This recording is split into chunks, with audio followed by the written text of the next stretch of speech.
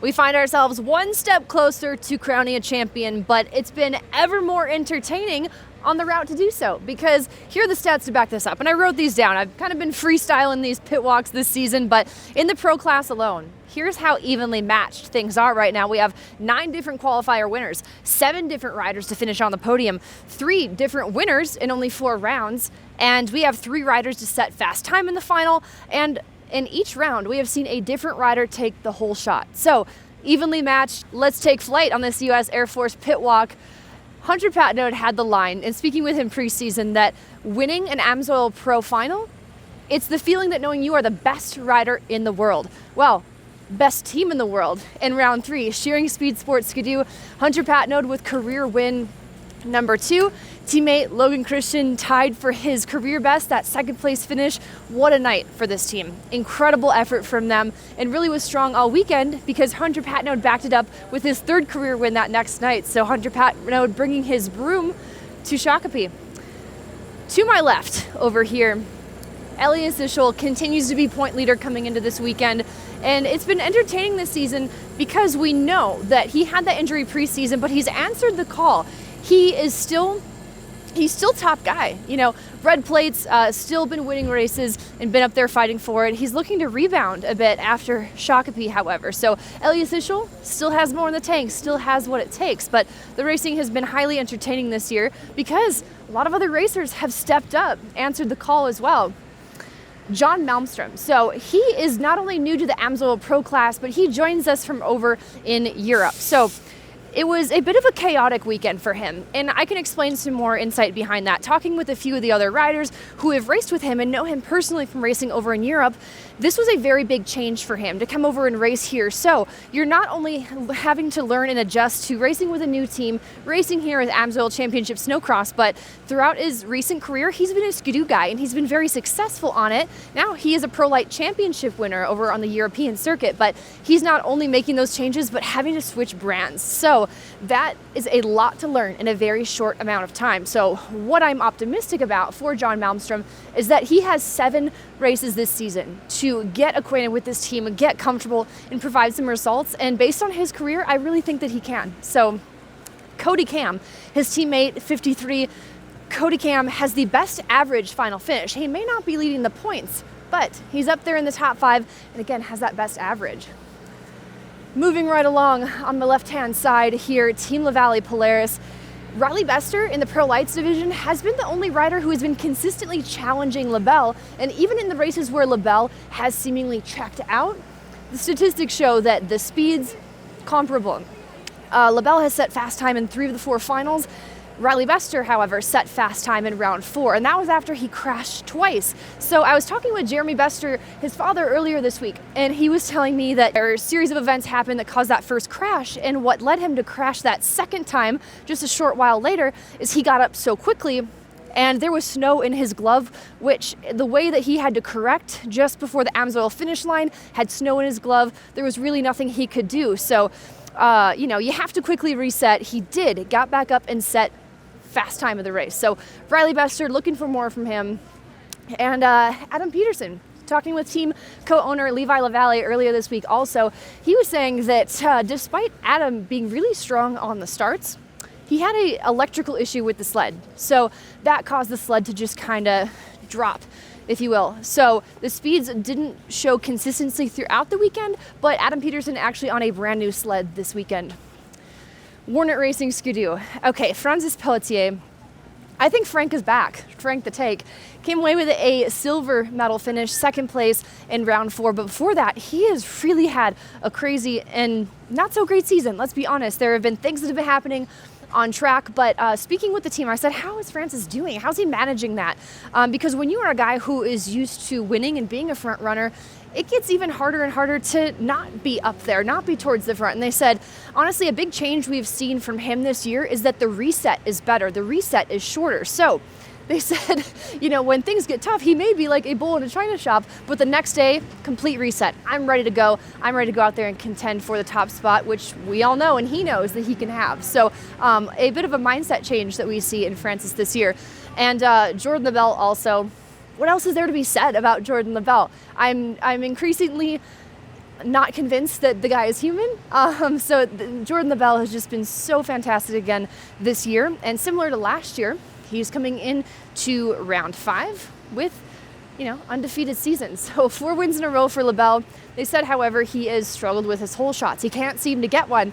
So they were also mentioning how on lap 1, it's never seemed to be his fastest lap.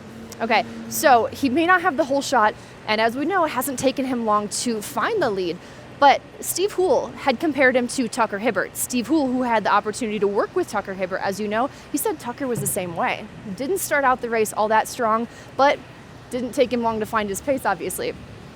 And then we have All Finish Racing Arctic Cat. Dan Benham did not finish in round 4. He has been really consistent in the podium finishes or just outside of them. So Dan, looking to make a comeback after wasn't able to finish, got tangled up on the hole shot, so that was a tough break for him. And Anson Shield, in his post-race interview after that second place finish, said, I just need to stop thinking and let the body do its work. He has a fast sled. So next we have a Kolkusu race team. So I was catching up with Levi Ensrud and Christopher Takis, asking him about Peter Narsa. I said, does it seem like Peter is really finding his groove now at this point in the season, and the team as well, because this is a brand new team, mind you? And they said, yes, absolutely. So let's look at the timeline of Kolkusu race team. They announced that they were putting together a program over the off season this summer. They didn't get their trailer all dialed in until just before Fargo.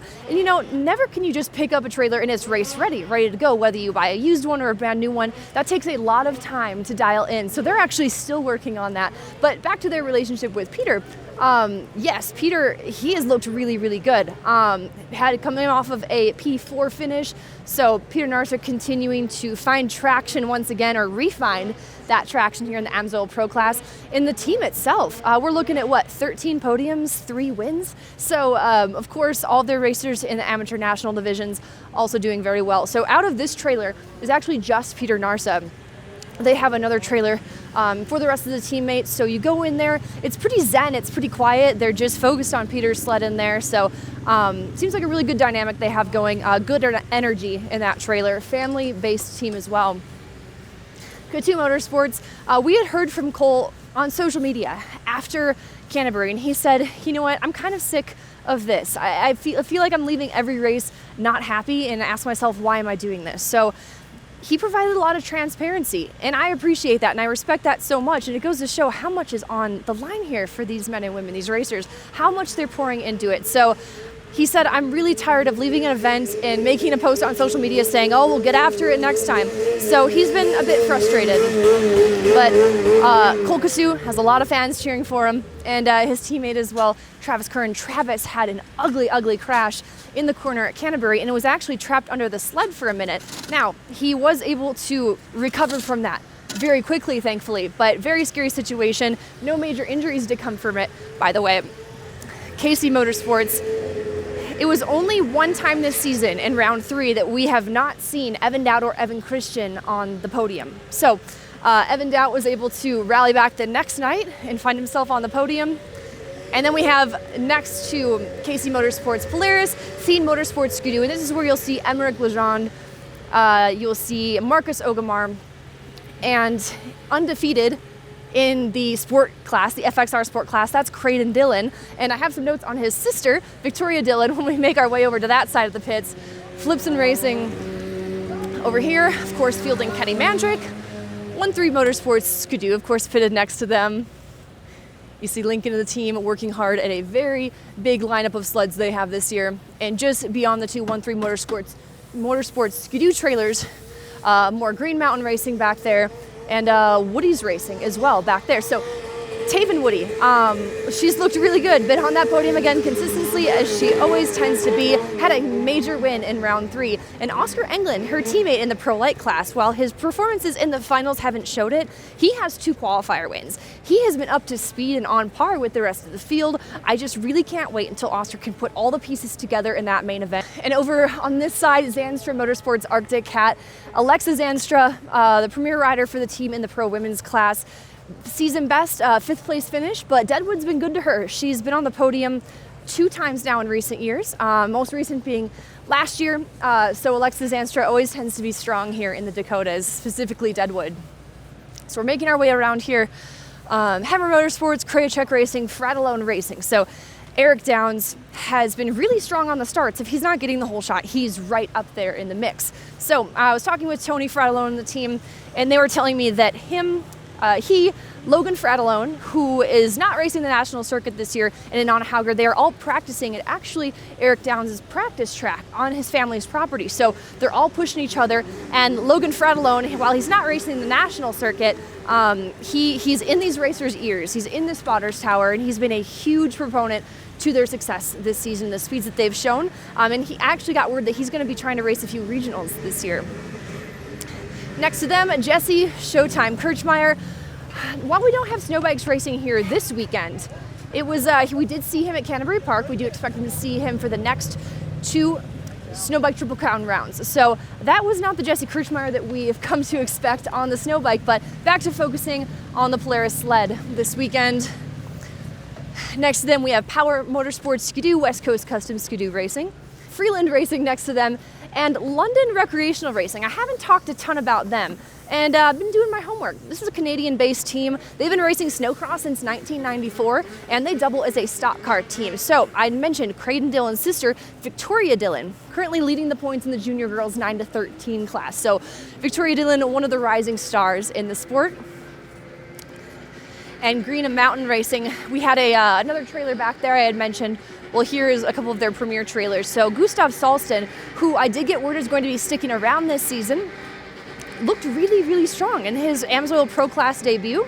So if that's the foundation you're working with, and you have you have 6 races ahead of you, I think things are looking very promising for him. So Aki Pelaia, of course, on that injured reserve list, unfortunate ankle injury for him. So I did get word that they do expect him to be back later this season, but Aki is back home in Finland and recovering, so we're wishing him a speedy one and can't wait to have him back. And as we make our way around to the end here, you cannot miss Judnick Motorsports Polaris. So for that program right now, of course, we have Emil Haar frontlining for the Premier class and brother Philip Haar in the Lights class. So Emil Haar, 2 podiums this year. He's been bad fast. He did note, however, that when you are off the podium, you're not winning races. That's hard. It wasn't necessarily hard for him prior to last year when he wasn't winning. He said that. So you have to balance that, and that weighs on you. It's hard to deny that. So Emil Haar, of course, he had won here last year for his first career win.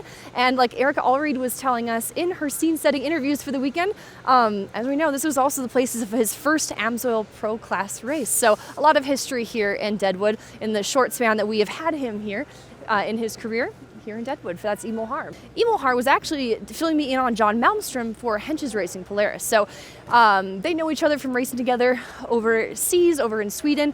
And similar to John Malmstrom, Emil Haar has been through a similar scenario, has had a very good career on a Skidoo overseas, and has had to make that transition from Skidoo to Polaris. And he said that the difference between the two is so vast. It's like the difference between a bike and a sled. It's that much. So he can relate to part of what John Malmstrom's going to, and he did say that by the end of the season, really expect him to iron out the kinks, but this is going to be a really formative time for him. So that's a wrap for today's U.S. Air Force Pit Walk here in downtown historic Deadwood. I hope to see you this weekend. It's always a packed house, so make sure to get your tickets. We'll see you here. If you can't make it, you can watch live on Flow Racing all season long or at a later date on the CBS Sports Network.